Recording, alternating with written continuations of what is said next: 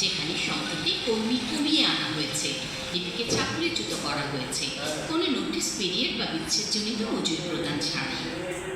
চাকরির অবসান বিষয়ে শ্রমিক বা শ্রমিক প্রতিনিধির সাথে আলোচনা করা হয়নি, কারণ সেখানে কোনো ইউনিয়ন বা নির্বাচিত শ্রমিক প্রতিনিধিত্ব নেই। লিপি আইনি পদক্ষেপ নিতে চায়, কিন্তু যেহেতু তার কাছে কোনো চুক্তিপত্র, পে স্লিপ বা অন্যান্য নথিপত্র নেই, তাই সে আদালতে যাওয়ার সুযোগ পাবে না। লিপি তার প্রাক্তন সহকর্মীদের সাথে কথা বললে তারা একসাথে কারখানার বিভিন্ন কমিটির শ্রমিক প্রতিনিধি এবং ইউনিয়নের সাথে যোগাযোগ করার সিদ্ধান্ত নেয়। ইউনিয়ন কারখানার কর্তৃপক্ষ ও চাকরিচ্যুত শ্রমিকদের সঙ্গে আলোচনার আয়োজন করে।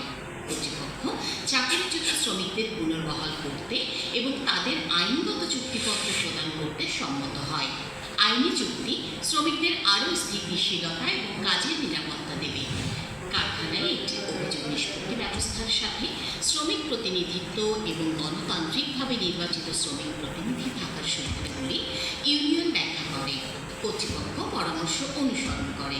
উৎপাদনের নির্দিষ্ট সময়সীমার কারণে সমস্ত পক্ষ পরামর্শ বাস্তবায়নের জন্য 6 মাসের সময়সীমার বিষয়ে একমত হয়। লিপি ও অন্য চাকরিচ্যুত শ্রমিকদের আইনগত চুক্তিপত্র প্রদান সাপেক্ষে চাকরিতে পুনর্বহাল করা হয়েছে। যদিও চাকরিচ্যুত শ্রমিকরা সবাই ফিরে আসে না, কেননা তাদের মধ্যে অনেকে এরই মধ্যে অন্য চাকরি খুঁজে পেয়েছে।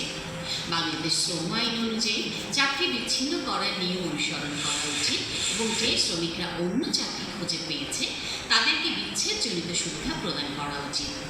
কয়েক মাসের মধ্যে শ্রমিক প্রতিনিধি নির্বাচন করা হবে এবং সমস্ত শ্রমিকের কাছে অভিযোগ নিষ্পত্তি ব্যবস্থা সহজলভ্য হবে।